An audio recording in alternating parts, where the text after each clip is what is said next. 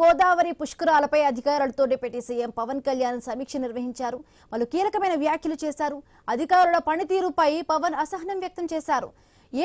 ఏడాది సమయంలోనే 7,000 పనులు ఎలా పూర్తి చేశారని పవన్ ప్రశ్నించారు. 8,600 కోట్లకు ఇంతవరకు డిపిఆర్లను అధికారులు సిద్ధం చేయకపోవడంపై నిలదీశారు. కేంద్రం నుంచి నిధులు రప్పించాలంటే ఎలా అని ప్రశ్నించారు. వేగంగా డిపిఆర్లు సిద్ధం చేసి పనులలో వేగం పెంచాలని పవన్ కళ్యాణ్ ఆదేశించారు. దీనిపై మరింత సమాచారం మా ప్రతినిధి గణేష్ అందిస్తారు. జరగనున్నటువంటి గోదావరి పుష్కరాలపై అధికారులతో డిప్యూటీ సీఎం పవన్ కళ్యాణ్ సమీక్ష సమావేశం నిర్వహించారు. ఈ సమీక్షలో పవన్ కళ్యాణ్ కీలక వ్యాఖ్యలు చేయడం జరిగింది.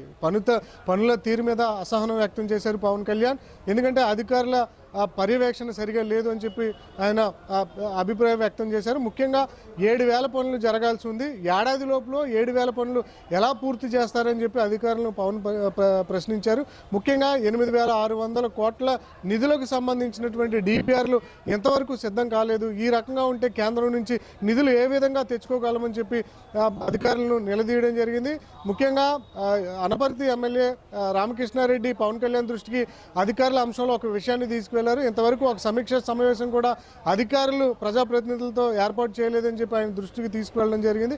ఇదే క్రమంలో వేగంగా పుష్కరాలను అంటే పనులను ప్రారంభించి ప్రశాంతమైనటువంటి వాతావరణంలో పుష్కరాలు జరిగేలా చూడాలని చెప్పి అధికార యంత్రాంగానికి ఆదేశాలు ఇచ్చారు. ముఖ్యంగా గోదావరి కాలుష్యానికి సంబంధించి ఒక ప్రత్యేక టాస్క్ ఫోర్స్ను ఏర్పాటు చేసే దిశగా పవన్ కళ్యాణ్ ఆదేశాలు ఇవ్వడం జరిగింది. గోదావరి పుష్కరాల నేపథ్యంలో 10 కోట్ల మంది వస్తారని చెప్పి అంచనా వేస్తున్నారు.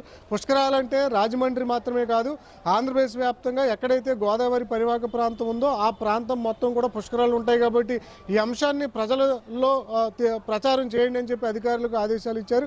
ముఖ్యంగా మనం చూసాం 2015 గోదావరి పుష్కరాల్లో తొక్కిసలాట జరిగింది. 29 మంది చనిపోయారు. అలాంటి ఘటనలు పునరావృతం కాకుండా చూడాలని చెప్పి పవన్ కళ్యాణ్ చెప్పడం జరిగింది. ముఖ్యంగా గోదావరి ఉన్నటువంటి 6 జిల్లాల్లో 274 గ్రామ పంచాయతీల్లో కూడా ప్రతి చోట పుష్కరాలకు ఏర్పాట్లు చేయాలి, భద్రతాపరమైన చర్యలు తీసుకోవాలి. భక్తులు ఎక్కడైతే పుష్కర స్నానాలు ఆచరిస్తారో అక్కడ సేఫ్టీ మెజర్మెంట్స్ పాటించాలి అని చెప్పి పవన్ కళ్యాణ్ అయితే ఆదేశాలు ఇవ్వడం జరిగింది అధికారుల యంత్రాంగానికి. ప్రధానమంత్రి దగ్గరికి వెళ్ళినప్పుడు ఖచ్చితంగా ఆయన పేపర్ మీద పెట్టాల్సి ఉంటుంది. ప్రతిదానికి ఎంతవరకు ఎంత ఖర్చు అవుతుంది అనే వివరాలు ఆయన దగ్గర పెడితే ఖచ్చితంగా దీని మీద స్పందిస్తారు. కానీ అరకొరగా అజ్ఞానంతో కూడినటువంటి అంశాలను ఆయన ముందు పెడితే కేంద్రం నుంచి నిధులు రావు అని చెప్పి పవన్ కళ్యాణ్ అధికారులకైతే చాలా స్పష్టంగా చెప్పడం జరిగింది. చాలా చోట్ల పనులు జరగాల్సి ఉంది. ఏదో తూతూ మంత్రంగా పనులు ప్రారంభిస్తే అది పాచిపోయినటువంటి సిమెంట్తో చేస్తే అది భవిష్యత్తులో పనికి రాకుండా పోతాయి. కాబట్టి ఈ అంటే తాత్కాలిక పనులు కాకుండా శాశ్వతంగా ఉండిపోయే విధంగా పనులను మేలైనటువంటి పనులు చేపట్టాలని చెప్పి పవన్ కళ్యాణ్ అయితే ఆదేశాలు ఇచ్చారు. ముఖ్యంగా మనం చూస్తున్నాం కదా, క్యాబినెట్లో కూడా ఈ అంశాల మీద చర్చిస్తామని చెప్పారు. ముఖ్యంగా పర్యాటక శాఖ ఆధ్వర్యంలో ఈ పుష్కరాలు వైభవంగా జరగాల్సినటువంటి సందర్భంలో పర్యాటక శాఖ దీని మీద అంత సన్నద్ధతగా లేనట్లుగా కనిపిస్తుందని చెప్పి పవన్ కళ్యాణ్ అభిప్రాయం వ్యక్తం చేయడం జరిగింది. ప్రస్తుతం అయితే నిధుల సమస్య ఉన్నప్పటికీ కూడా కేంద్రం నుంచి తీసుకొచ్చే విధంగా తాను ప్రయత్నం చేస్తాను. దీనికి అధికారులు సహకరించాలి. ఎక్కడెక్కడ ఏ అంశాలు ఉన్నాయో దానికి ప్రతిదీ కూడా డిపిఆర్లు సిద్ధం చేయాలని చెప్పి పవన్ కళ్యాణ్ ఆదేశించారు. ముఖ్యంగా గోదావరి పుష్కరాల నేపథ్యంలో దాదాపు రాజమండ్రి నగరానికి పెద్ద ఎత్తున ప్రజలు వస్తారు. కాబట్టి ఇక్కడ పటిష్ట ఏర్పాట్లు చేయాలి, భద్రతాపరమైనటువంటి చర్యలు తీసుకోవాలి. ప్రతి చోట కూడా ఎలాంటి తొక్కిసలాట్లకు అదేవిధంగా జనాభా ఇబ్బంది పడకుండా ఈ రాజమండ్రిలో పుష్కరాలు ప్రశాంతమైనటువంటి వాతావరణంలో ముగిసే విధంగా అధికారులు ఈ ఏడాది పాటు కూడా దీని మీదే వర్కౌట్ చేయాలని చెప్పి పవన్ కళ్యాణ్ ఆదేశాలు ఇచ్చారు.